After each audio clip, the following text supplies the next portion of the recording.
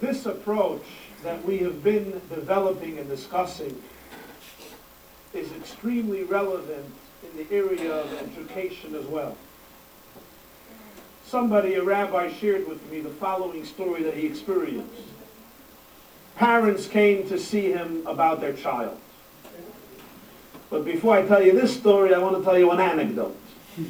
They tell the story about the two brothers who were classical troublemakers. They terrorized their entire home, family, community. Whenever anything went wrong, they were the ones to blame, naturally. Intuitively, you knew these two kids, Yankel and Shmedel, they were the ones who made the fire, who broke it, who destroyed it. It was all their fault. Their mother, their poor mother, didn't know, was Tutman, what do we do with these kids? So one day, a great rabbi was coming to town. She decided she's going to bring each of the children separately to the rabbi in order to have him perhaps inspire them or lift them up or transform them or refine them. Okay, brother number one, Yankel, comes to the rabbi, enters into his office, and the rabbi looks at him and says, "Tell me, Yankel, who is God? Where is God?" The boy does not respond. The rabbi asks again, "Where is God?" He doesn't answer.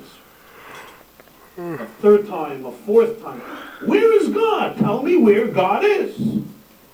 The boy picks himself up and runs out of the office, runs out of the home, runs the 7 blocks to his own house, the fastest pace that he can. He enters into his house.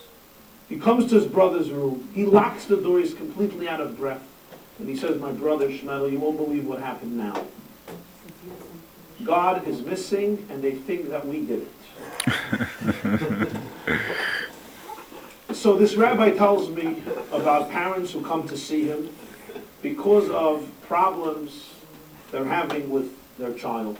Their child is 10 years old, or 11, or 12, and is misbehaving. And the main problem is they're discovering in him a proclivity to lie and to steal. So they come to ask his advice. What should they do? The mother had to go out for a moment, so she excused herself. And when the father was there alone with the rabbi, the father tells him, "You know, I just want to tell you that I always knew this about the kid. When this boy was 3 years old, 2 years old, 3 years old, 4 years old, I already knew that he's a ganav, he's a thief. I knew that he's a shakran, he's a liar. I knew that he's a little terrorist. I knew it. I always said it about him. I saw it in him."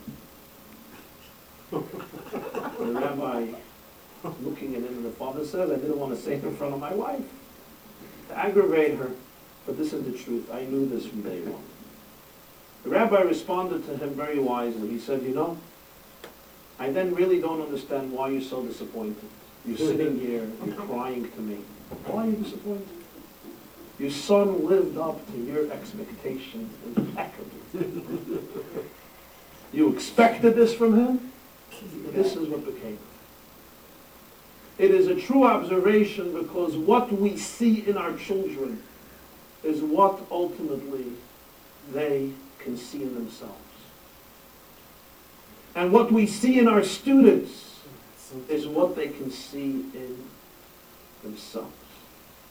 If you look at your student, you look at your child, and you see the negative qualities, you see the flaws, you see the challenges, you see the problems, you see the bad behavior, you see the negative or destructive patterns, you see it, you emphasize it, you accentuate it, you're pained by it, and that's what you see in this person.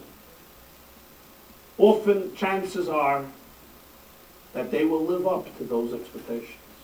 They will live up to the image you projected onto them. What you believe about them, they will come to believe about themselves. But if you look at your child, you look at your student, and you see a diamond, and you love this diamond, but you understand that the diamond has to be polished. The diamond has to be cleaned. The diamond has to be developed. The diamond has to be refined. The diamond has to be cultivated until it becomes the diamond it's capable of becoming. Then the child and the student will see that quality in themselves as well. Basi Lagani, if you look at an orchard, if you see your child as an orchard, as a gan, as a garden, capable of producing the most beautiful and exquisite aromas, he or she will be able to see that within themselves. But this is critical not just in homes and in education, also in schools, in our educational systems. Teachers, principals, educators, mentors, parents, rabbis